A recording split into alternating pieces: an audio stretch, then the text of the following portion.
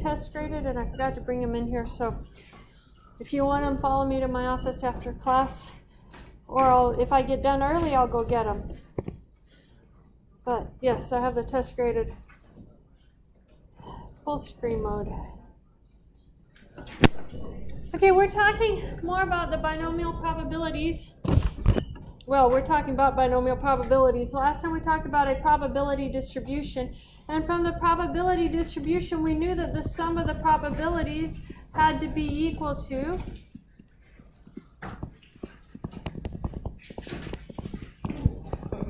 the sum of the probabilities had to be equal to 1. The probability of any event was something between 0 and 1. So that's what we learned in section 5.1. What we're going to do is build on that, and we're going to talk about probability distribution, the binomial one specifically today. And on Wednesday, we'll be talking about the Poisson and geometric, 2 more probability distributions. So we talked about this before the test. Values that are considered unusual are x bar minus 2s to x bar plus 2s. For the binomial distribution, it's going to be 2.5. So 2 to 2.5 is what people accept as unusual. The rare event rule. An event is considered rare if its probability of occurring is less than 5%. It has to be a fairly small event, fairly small probability. So those are our rules are kind of like a guideline that we're going to be following.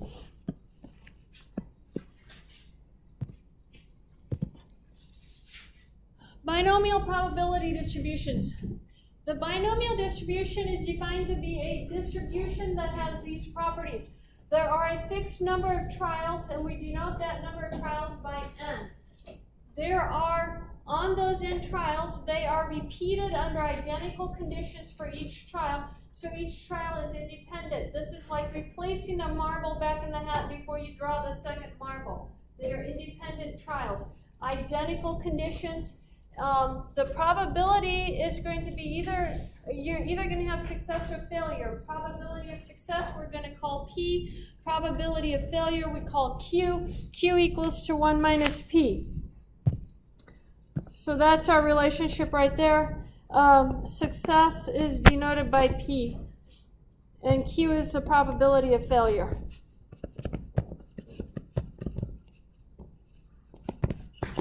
And then the central problem that you're looking for is to find the probability of R successes out of n trials.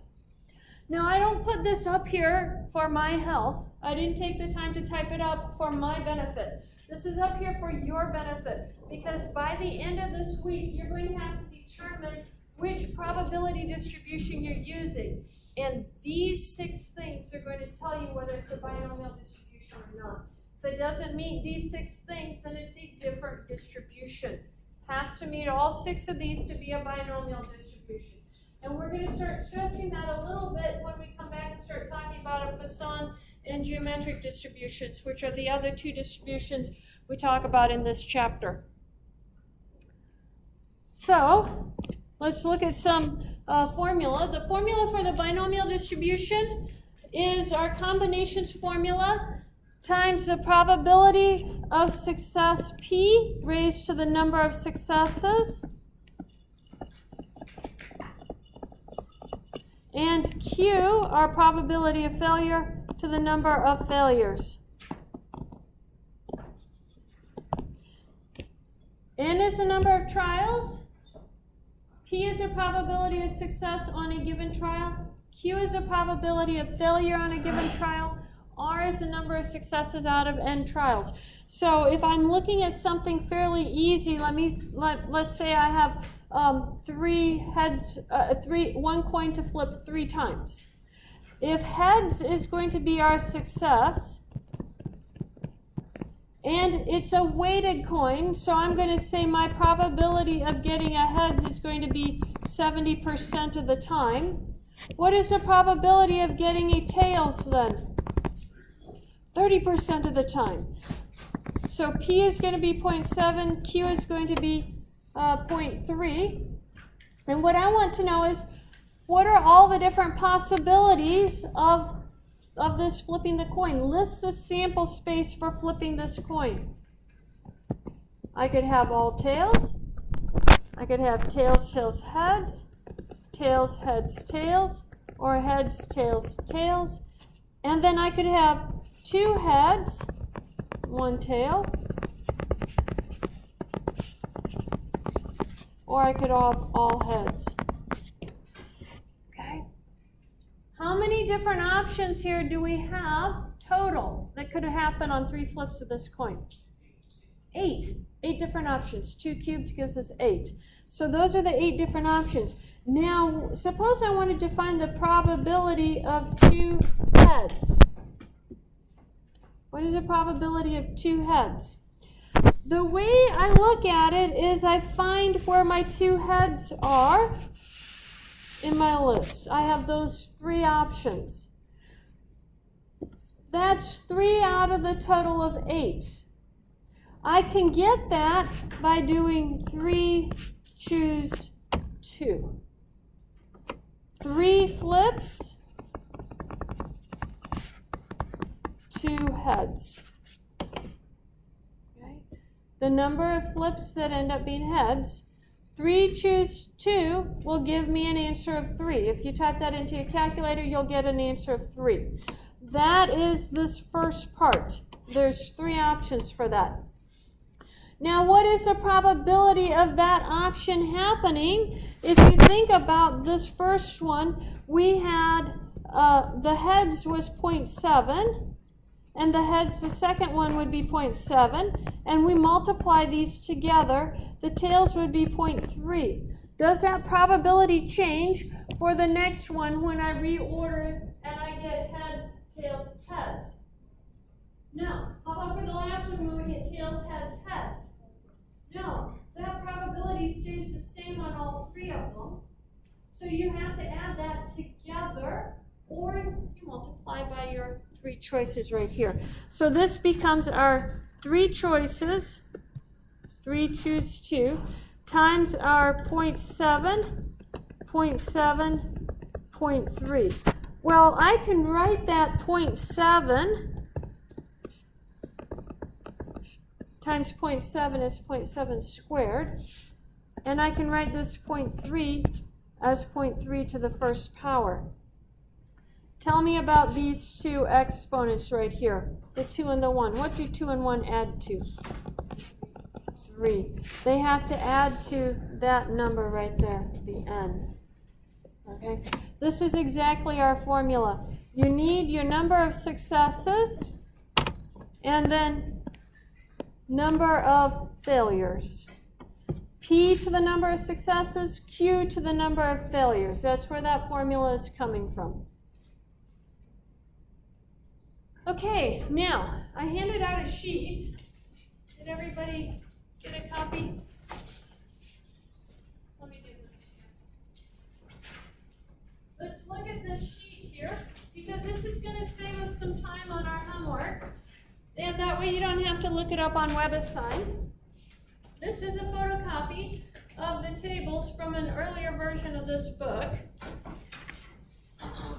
If you go across the top of the sheet, notice it gives you the values for P. It says P, and it has these values here. So you can find probabilities 0.01, 0.05 to 0.95, multiples of 5 across the top. So if I was looking at this right here and I wanted to find the probability, oh, now I'm in yellow. If I want to find the probability of 2 heads using the sheet, I have my probability P is equal to 0.7. So I go across the row until I find 0.7. Did we find 0.7 on our sheet? And now, how many trials did we have? How many times did we flip the coin? 3. We have 8 options, but 3 flips. So n equals to 3. R is the number of successes, so that's 2. So on the side, on the very outside, you have all the n's. Go down until you have n equals to 3. On the second column, go down until you have r equals to 2. And take that all the way across till you get to the 0.7 column, and what do you get for an answer? You slid up one, 0.441. So there's our answer for that. We can look it up. Most of these on your homework, you're going to be able to look up off these sheets. The ones that you aren't going to be able to look up off these sheets, and you have to type into your calculator to do. But a lot of these you can do by looking up off this sheet. Do we understand how to use our sheet? Okay. This is the exact same answer you would get if you actually solved the one above it. Let's look at some examples here. It says, are your finances, buying habits, medical records, and phone calls really private? A real concern for many adults is that computers and the internet are reducing privacy. A survey conducted by Peter D. Hart Research Associates for the Shell Poll was reported in USA Today. According to the survey, 37% of adults are concerned that employers are monitoring phone calls. Calculate the probability that out of 5 adults, none is concerned that employers are monitoring phone calls. First of all, we have to identify this as a binomial distribution. We know it's a binomial distribution because that's the only one we've talked about so far. But why is this a binomial distribution? Notice what it says here in the first part of this question. Out of 5 calls, out of 5 adults. So n is fixed. N equals to 5, that's fixed ahead of time. They are either concerned or they are not concerned. So your options are concerned or not concerned. So only 2 options.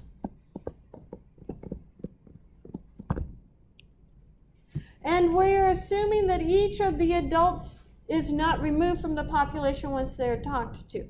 So the population stays the same each time they make this phone call to talk to someone. Binomial distribution, fixed number of trials, only 2 options. That's what we're looking for here. Find the probability none is concerned that the employers are monitoring phone calls. None means that R is equal to 0. That's what none means. So I have to find the probability R equals 0. Now, this amount of success was 0.37. Is that on our tables? No, that means we actually have to do this one using our calculators. So this is going to be, let me write our probability formula down here. Is C, N choose R, P to the R, Q to the N minus R. So let's plug it in. N was 5. So we 5, choose 0. P is 0.37. 0.37 to the 0. And Q is 1 minus 0.37. And that's going to be 5 minus 0. What is anything raised to the 0 power? 1. So I don't have to type that one in. And then what is 5 minus 0? 5. So this becomes 5 choose 0 times 1 minus 0.37 to the 5th power.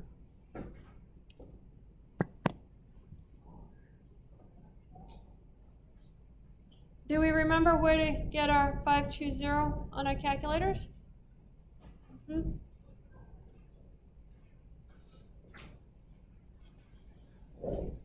Oh, last time I was on this, I had an error.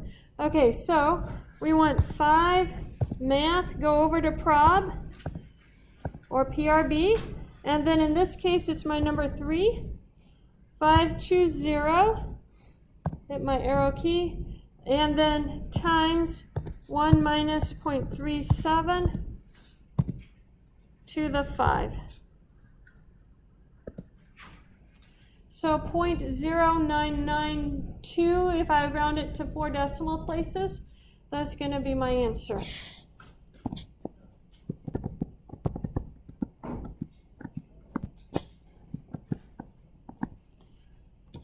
That's part A. Let's look at part B. It says out of 5 adults, all are concerned. So what is R for part B? All would be all 5. So probability R equals 5 is going to be equal to 5 choose 5 0.37 to the 5, 1 minus 0.37 to the 5 minus 5. But what is 5 minus 5? 0. So 5 minus 5 is 0. Anything to the 0 is 1. So this whole part right here just becomes 1. And I get 5, choose 5.37 to the 5th. So let's go to our calculator.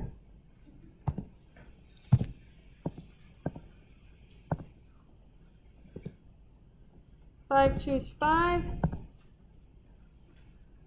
times 0.37 to the 5th power. 0.0069. And there's our answer to the second one. Now, number 3 says out of 5 adults, exactly 3 are concerned. So what is R for this case? 3. So we want to find the probability R equals to 3. So 5, choose 3, 0.37 to the 3, 1 minus 0.37 to the 5 minus 3. What is 5 minus 3? Yeah.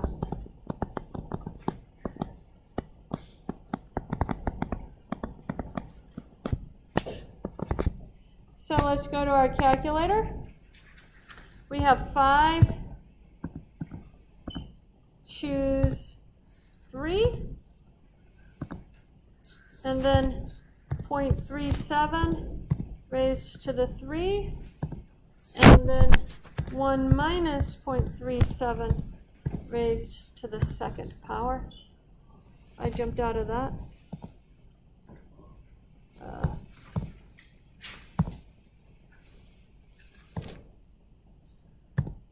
There we go.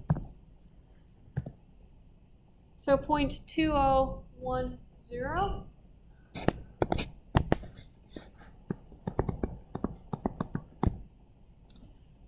Can we plug these into our calculators? Maybe, I hope, yes, no. We're going to get more practice.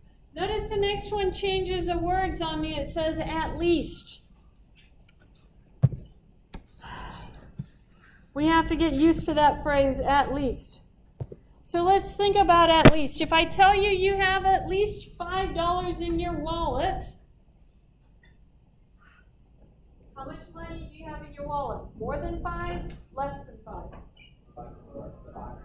5 or more. If you have at least $5, you have 5 or more dollars. If I tell you it's going to cost at least $200 to fly from here to Australia, well, more than that. Is it going to cost more than $200 or less? More. If I say at least, it means that's the smallest value. It's going to be more than that. We wish it was, yes. We also wish it didn't take all day. Okay, so out of 5 adults, at least 3 are concerned.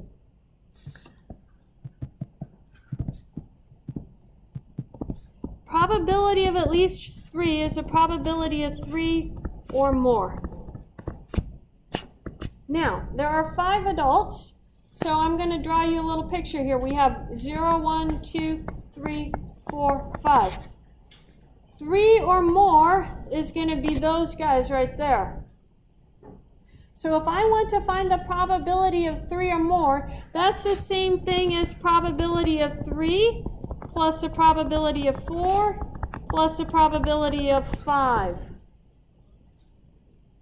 You guys see that? Probability of 3 plus a probability of 4 plus a probability of 5. Now, if it had said at least 1, I would use a complement. Because at least 1 is 1 or more, and in that case, it would have been 1, 2, 3, 4, 5. All of these guys would be taken on at least 1, and the only one available would be the 0. So the complement would be the probability of 0. And we know we can use our complement rule that 1 minus the probability of 0. That would be something really easy to look up. But 3, 4, and 5 are the same number as 0, 1, and and 2. I have 3 in each set. So the complement doesn't help me in this case. I just literally have to calculate it. So let me do number 4 down here. We're going to have probability of 3 plus the probability of 4 plus the probability of 5. You can add those together separately, or you can type it all into your computer all at once.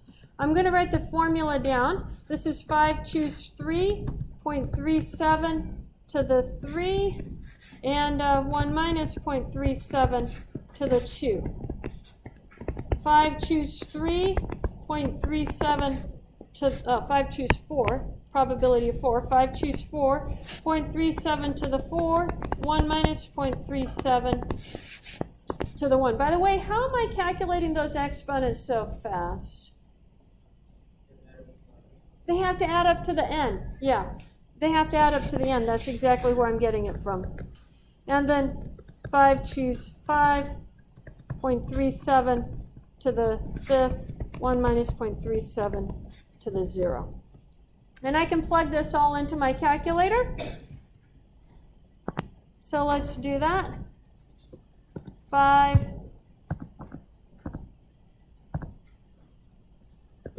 choose 3.37 cubed. I want this out of the exponent. 1 minus 0.37 squared. And that's choose 3. That's probability of 3 plus 5 choose 4 times 0.37 to the 4th. I want that out of the, yeah, I can put my parentheses there. 0.37 to the 4th times 1 minus 0.37 to the 1st power.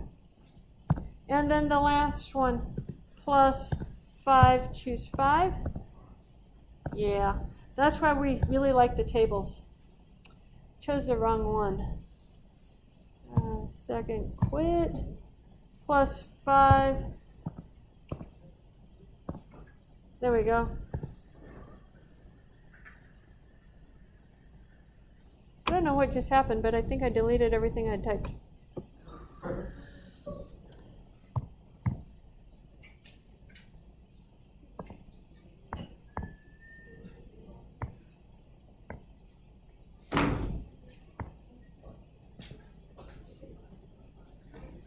Okay, so that's 5 choose 3. We have that one there. I hit something. Let's do the 5 choose 4.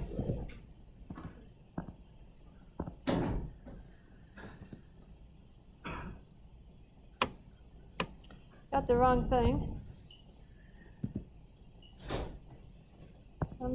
I have to be really careful about where I hover my pen because it'll pick up the wrong thing. 5 choose 4. 0.37 to the 4th, 1 minus 0.37 to the 1,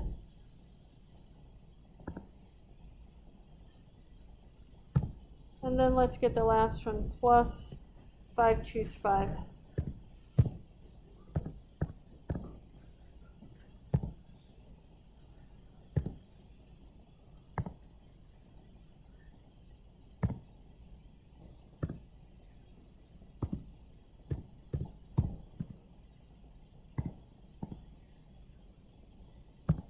And then the 1 minus 0.37, I really don't have to type in because it's raised to the 0 power.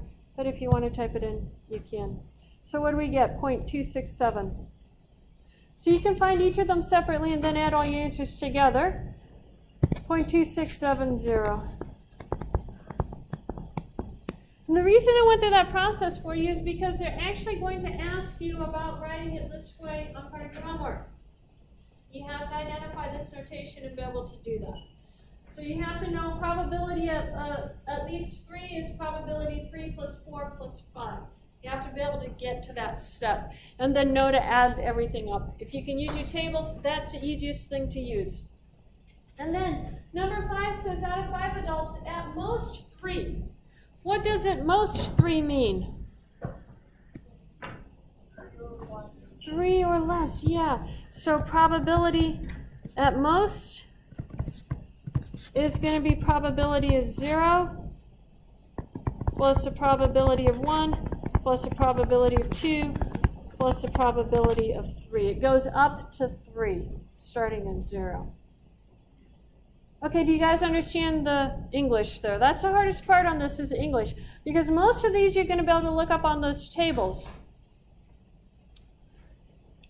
Okay, so let's do a classwork problem.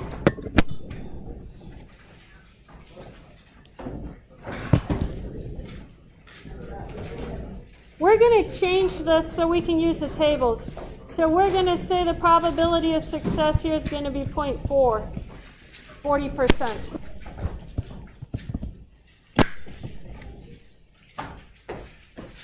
Use the table so we don't have to plug it into the calculator.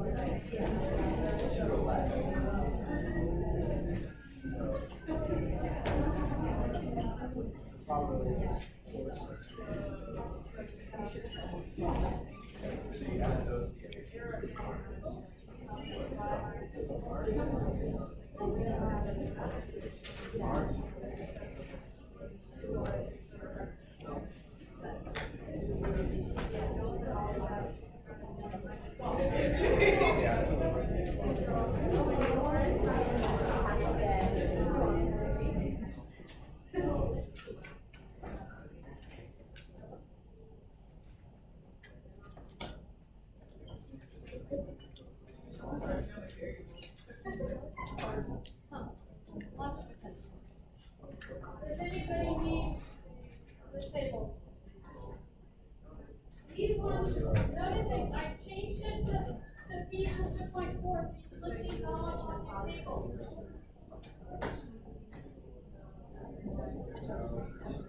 Just kidding.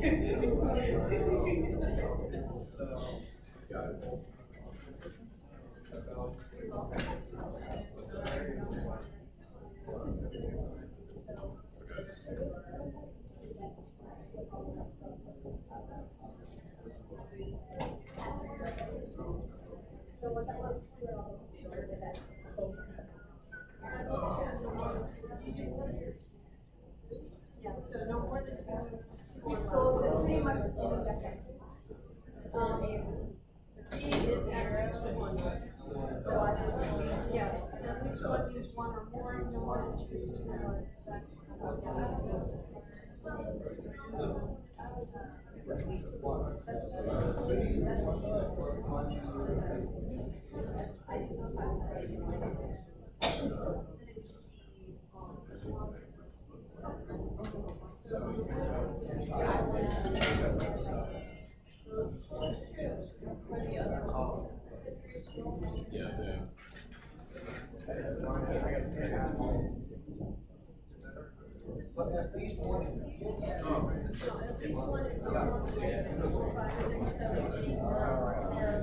So the easiest one is 1 minus 0.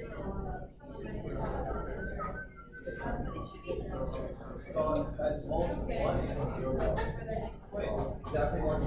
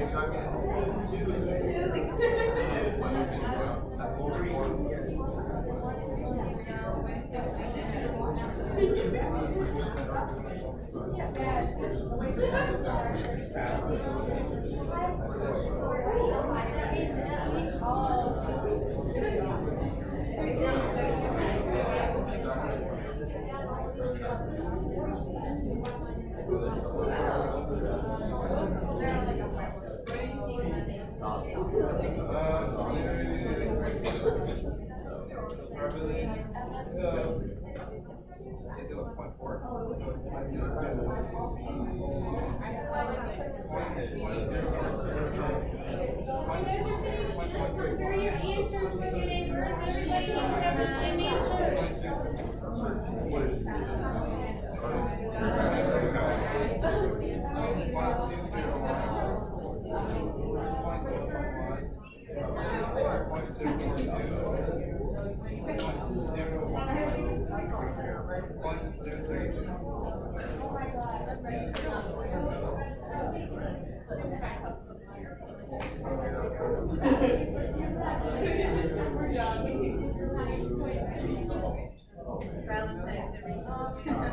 Hey guys, let me give you a hint on this probability at least one on part B.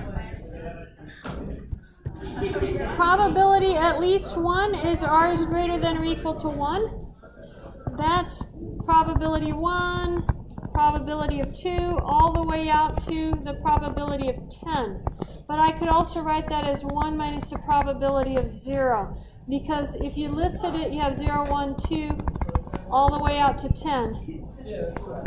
That's at least 1. So you can do 1 minus the probability of 0, which makes it a lot easier than adding all of those values together.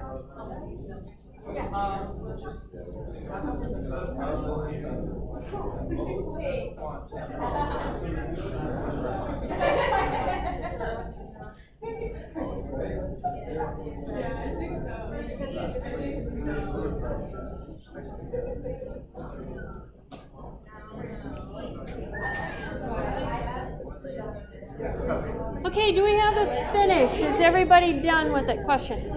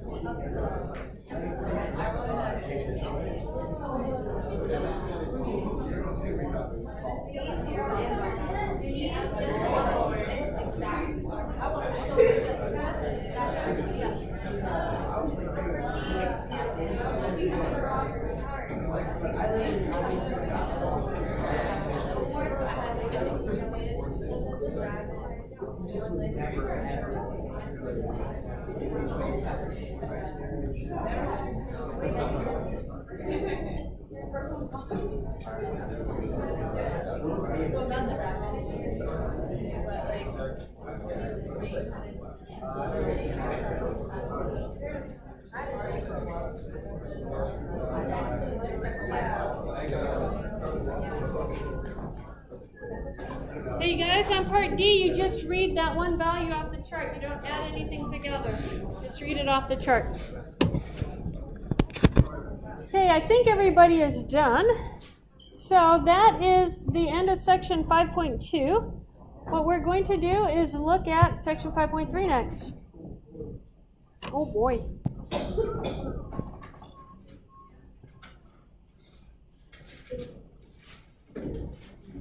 Section 5.3 is more on the binomial distribution.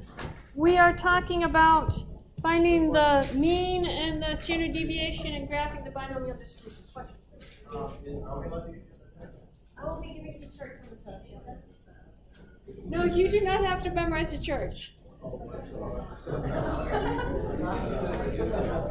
You might make it through like 3 numbers and that's it. Yeah, I will be giving you charts.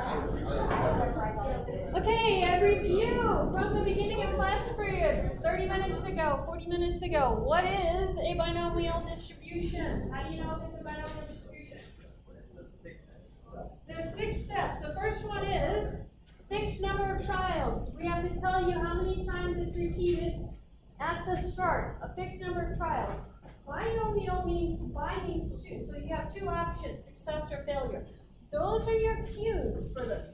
Fixed number of trials, success or failure, repeated under identical conditions. That's what we're doing.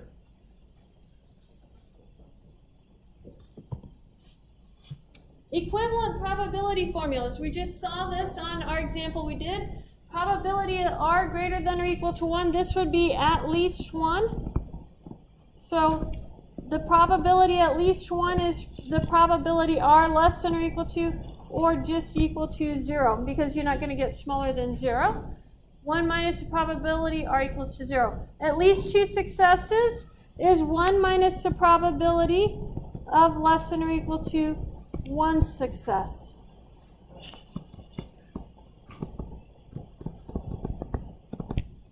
And the same thing here. This 3 gets subtracted off when you come down to that 2. That's the formula there. If I wanted to say r greater than or equal to m, I subtract 1 from it over here. That's the relationship. And that's what we're going to use pretty much the rest of this chapter. It's going to change when we get into the next chapter just a little bit because we're not going to have integer amounts. We'll have a continuous distribution. So we change how we do that. But for this chapter where we have integer amounts of things, we subtract 1 on it. That's the relationship. So you just need to think subtract 1.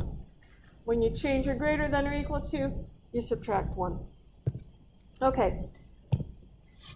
We're going to graph our binomial distribution. I copied the chart in for this one.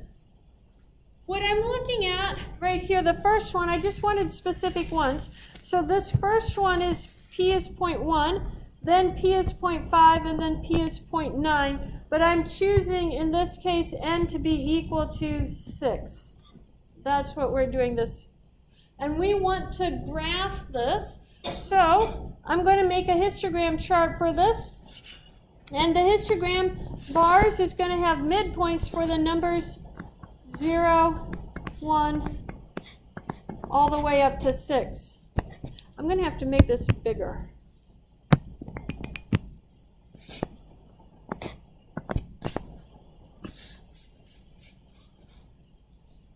Okay. So 0, 1, 2, 3, 4, 5, 6.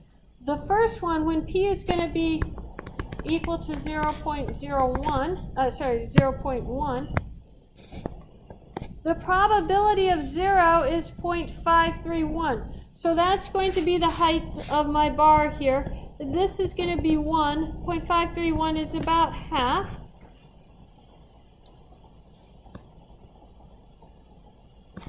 Well, I better make it slightly bigger than 0.5. This is 0.5. 0.531 is slightly bigger than 0.5. And then the next one over 1 has a height of 0.354. So that's about right here.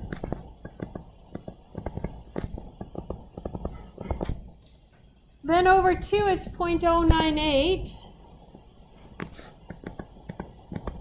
Over 3 is 0.15, which is very low, 0.15. And then the rest of them are essentially 0. So I just draw that line down there.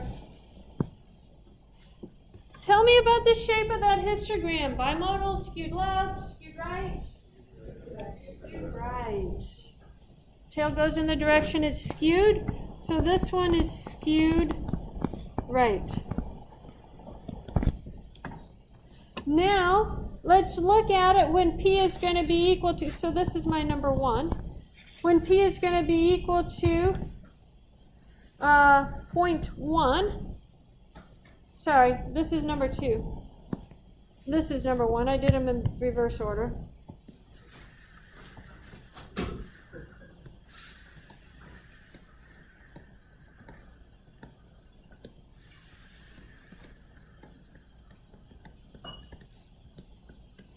P is going to be 0.5 for this one.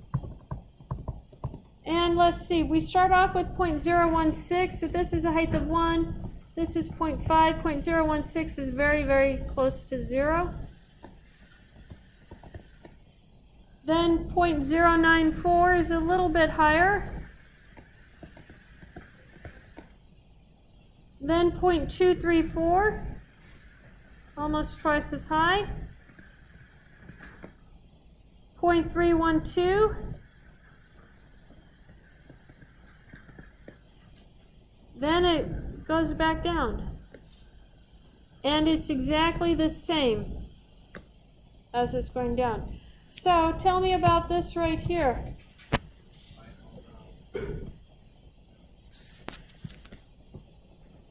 Symmetric, right?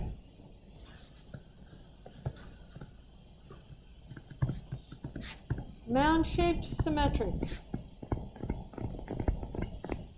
A binomial distribution, which is approximately mound-shaped and symmetric, means that the probability of success is very close to 0.5. If it's skewed to the right, it means the probability of success is very close to 0. Now you guys get to do 1, classwork 2. I have the numbers up here on the board. You get to do the third one. P is going to be 0.9. What do you think yours is going to be? Skewed left. It will be skewed left. When probability of success is very close to 1, it is skewed left. When it's very close to 0, it's skewed right. That, by the way, is a homework problem on WebAssign. They're going to ask you that question. Yes, number 3 is. Not 1 and 2, just number 3.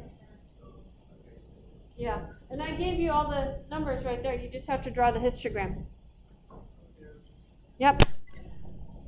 So that same paper that you were doing your first problem on, add this one to it.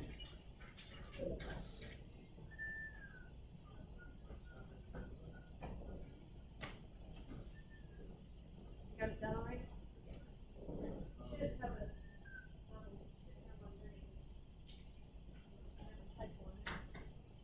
No, they get continually bigger. This 1/5 should be 0.354, and then this is going to be 0.531. This whole number 4 should be small. Oh, it's 0.09, and you read it. Yes.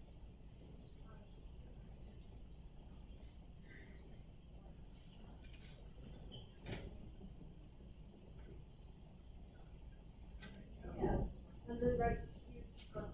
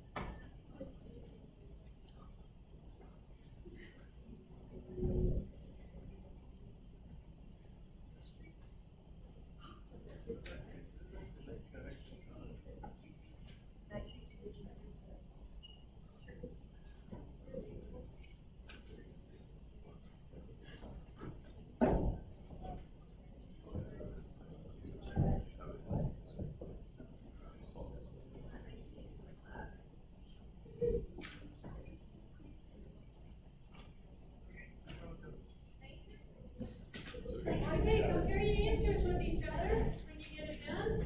Make sure your pictures look the same. Check and make sure that your neighbors have it skewed left and that they say skewed left on their paper.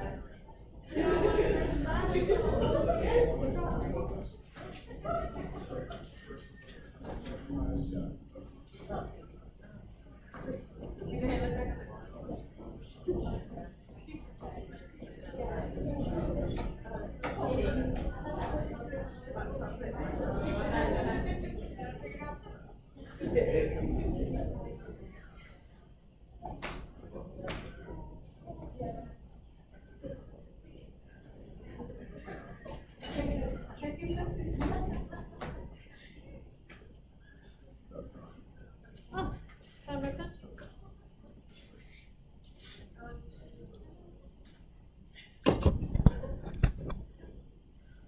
Okay, I think everybody's done with this. Are you almost done? You finished? Okay. Let's talk about the mean and standard deviation for a binomial distribution. The mean is also called the expected value. Remember we had that definition in 5.1. The expected value is the mean. In this case, for a binomial distribution, the mean is equal to n times p, the number of successes times the probability of success on a given trial. That is your expected value. The standard deviation is the square root of npq. Q is the probability of failure. It's 1 minus p.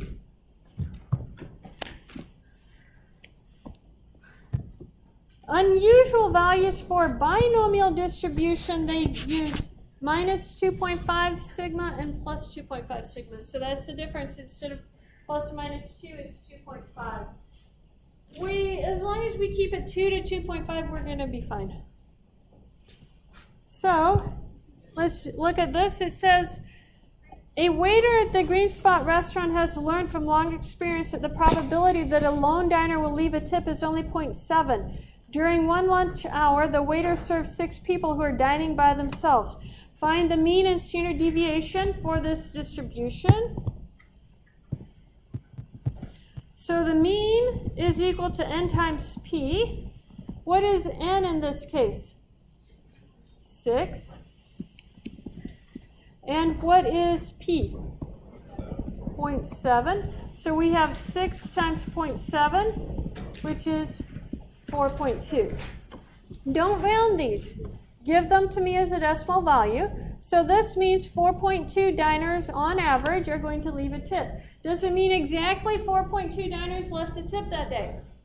No. It means that over many hundreds of experiences of 6 people there, 6 lone diners there, that on average 4.2 of them gave tips. Some days you'd have 4, some days you'd have 5, maybe some days none.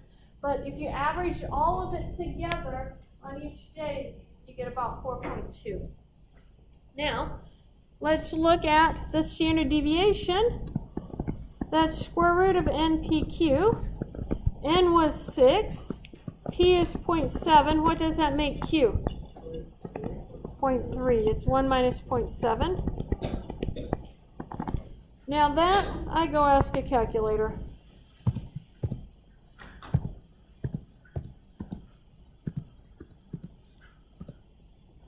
So it's 1.122.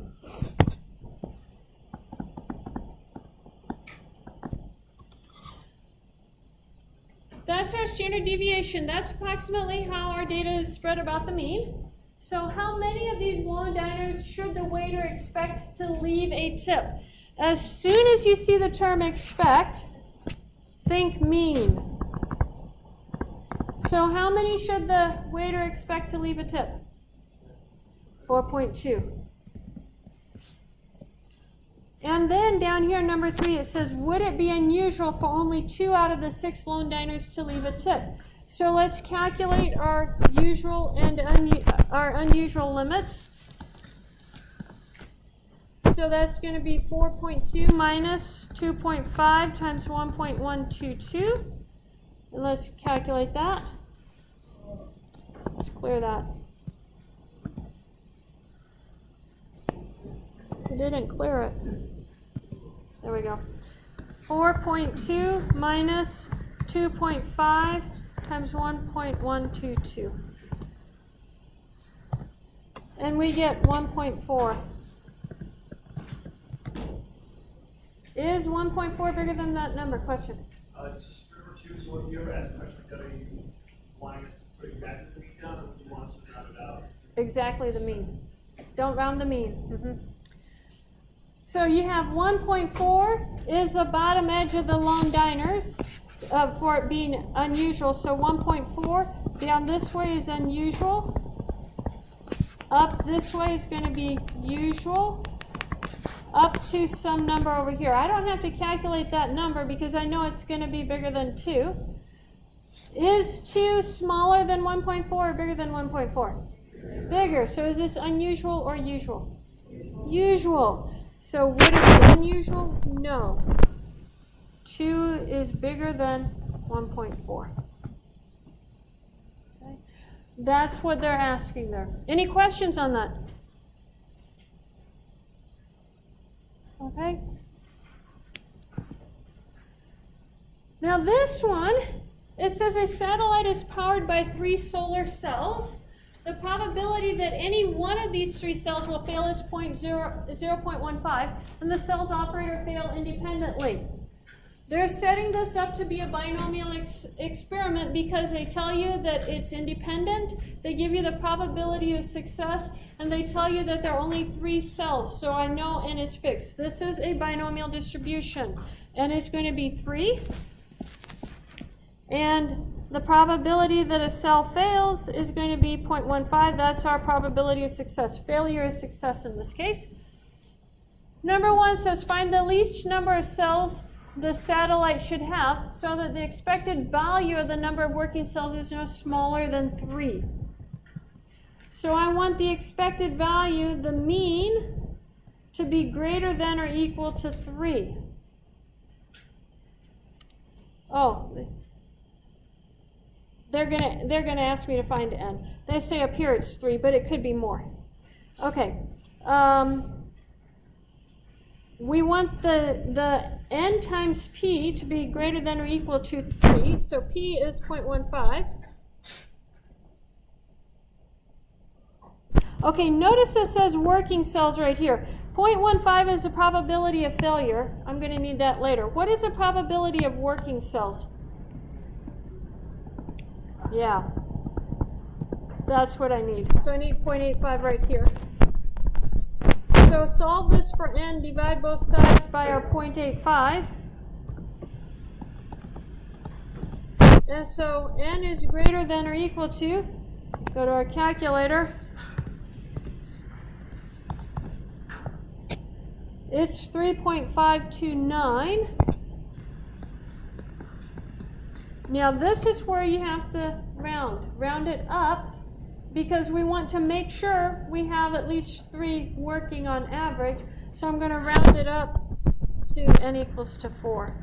Even if that were 3.1, I would still round it up to 4, because that decimal is telling you it's more than 3 that you need. So this tells you that you have to put 4 cells on this satellite in order to have an average of 3 of them working at any one time.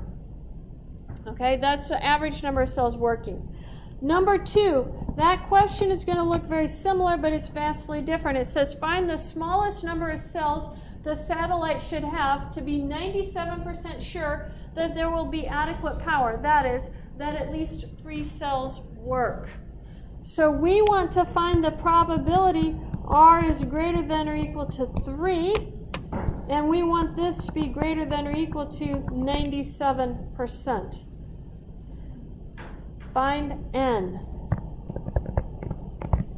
How many cells? Find the smallest number of cells that the satellite should have to be 97% sure that there will be adequate power. That means that on that given satellite, 97% of the time it's going to have 3 or more functioning cells on it. That's what we're looking for. We're not looking for an average across a whole bunch of satellites. We're now looking at a particular satellite.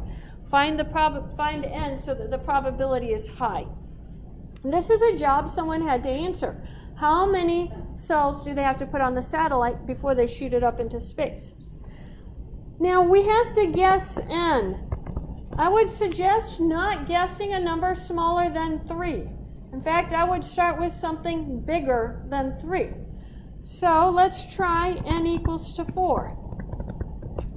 If I'm looking at n equals to 4, I need to find the probability r is greater than or equal to 3 using p equals to 0.85. You guys have your tables. Let's get them out and tell me what that value is.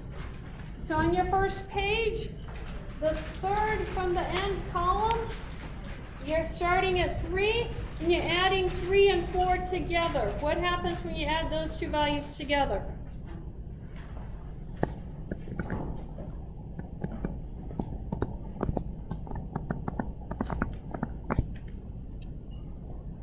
What do we get when we add those together? 0.89? Now, is that bigger than the 0.97? No. So that is smaller than 0.97, which is what I want. So n equals to 4 doesn't work. Cross n equals to 4 off the list. And we're going to try n equals to 5. So we want probability R greater than or equal to 3 for this one, and we're still using 0.85. In this case, you get 0.138 plus 0.392 plus 0.444. What happens when you add those three together?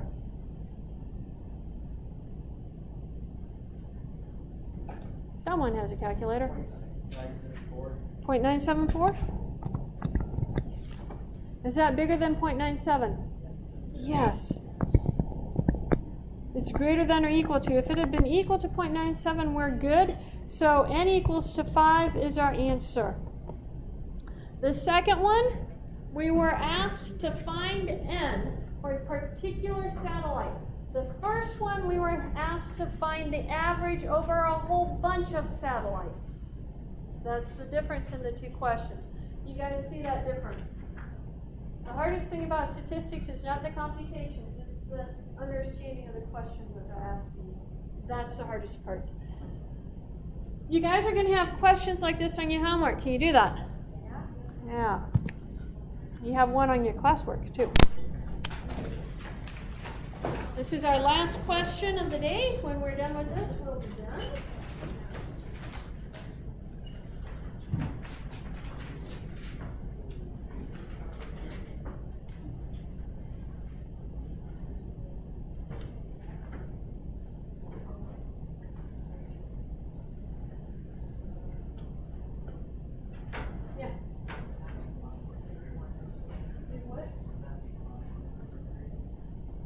Yeah, it should be number 3. Hey, name, number this one, number 3, guys. I got up on my numbering.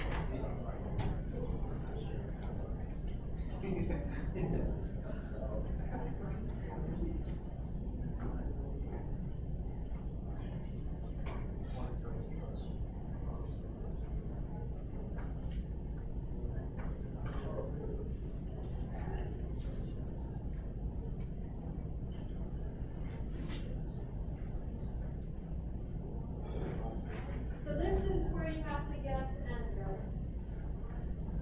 Guess n.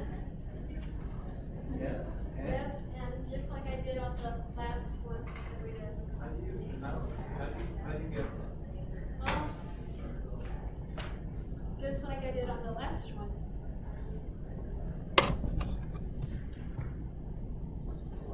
So we tried n equals to 4,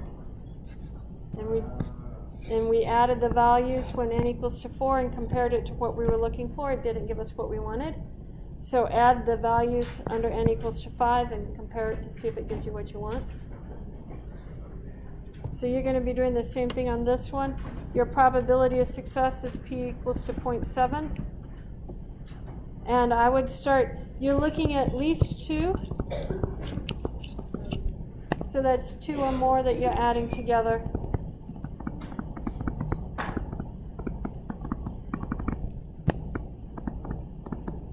And you get to choose your n. I would start with an n equals to 3 and go work up from there until you find the one that works. Not 4? Oh, it's not 3. No, it's not 3.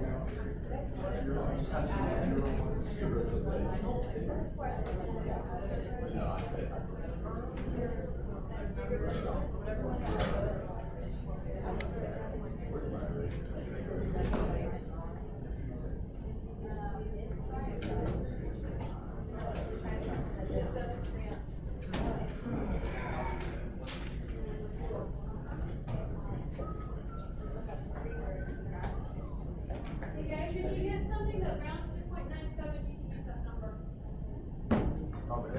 Yeah, so if it rounds to 0.97, then you can use the number.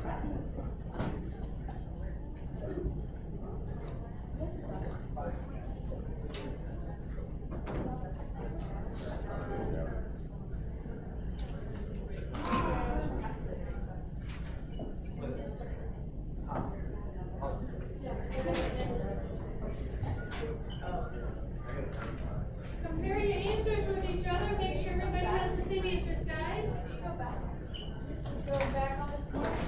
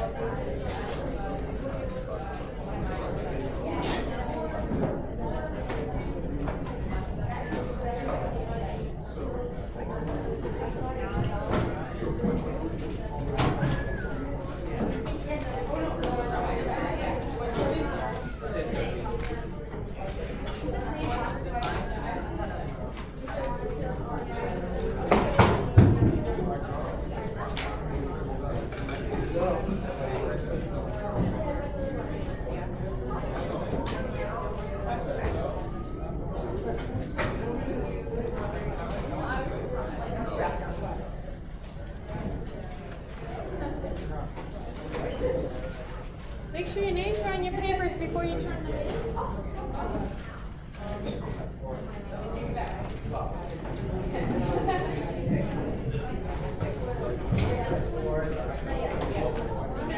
This was n equals to 4. And then I have probability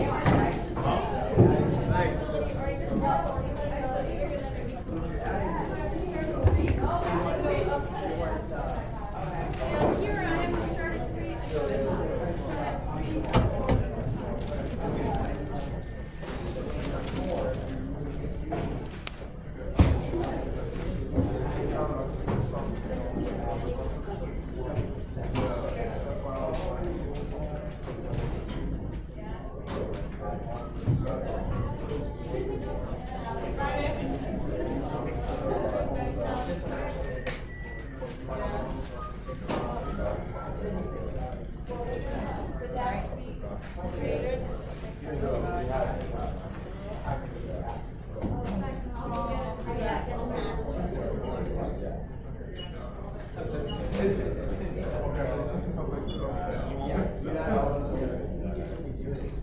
This is like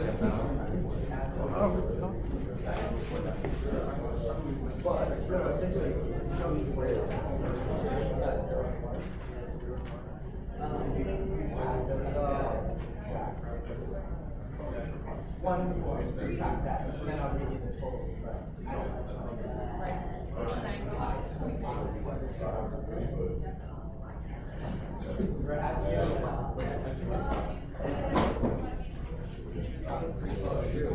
She put that in.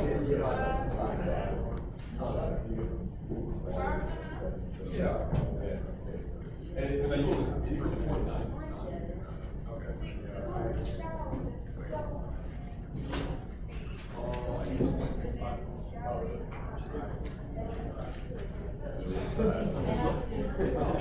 6 and 7 look similar.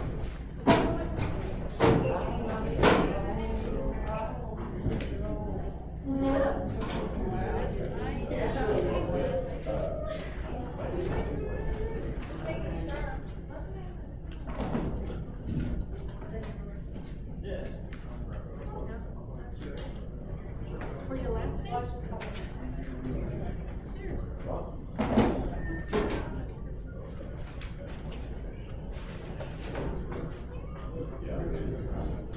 What's your first name?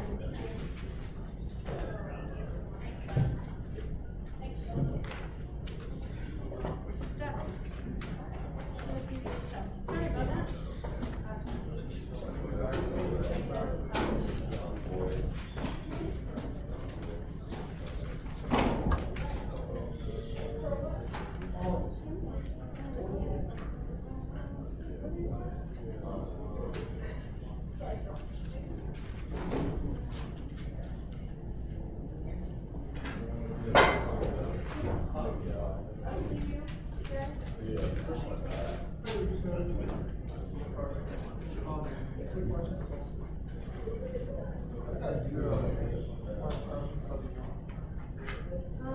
Put it right here.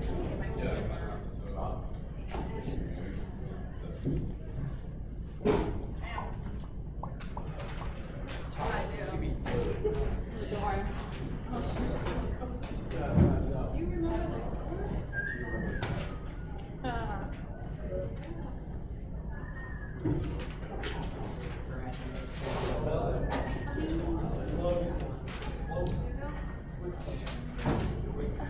You know mine. I know yours. Three I'm in- classes, I'm gonna know your name. I hope so.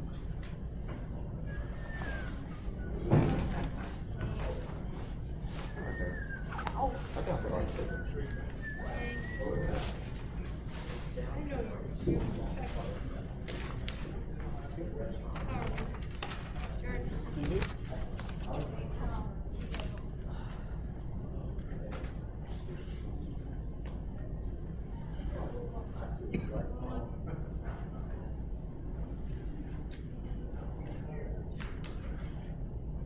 T-A-O.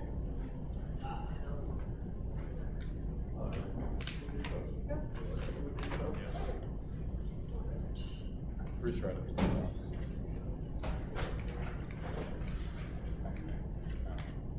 Can we keep the test or?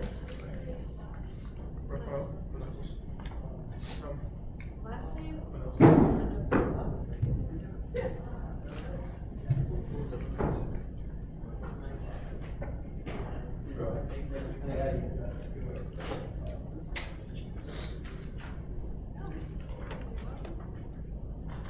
Oh, you said we. Yep, you can keep them. And this doesn't have the extra credit on it. It This is doesn't? without the extra credit. How many points was that? 5%. 5%. No. So you can look it up on eClass and Okay. it'll tell you what your Actual grade. Okay, cool.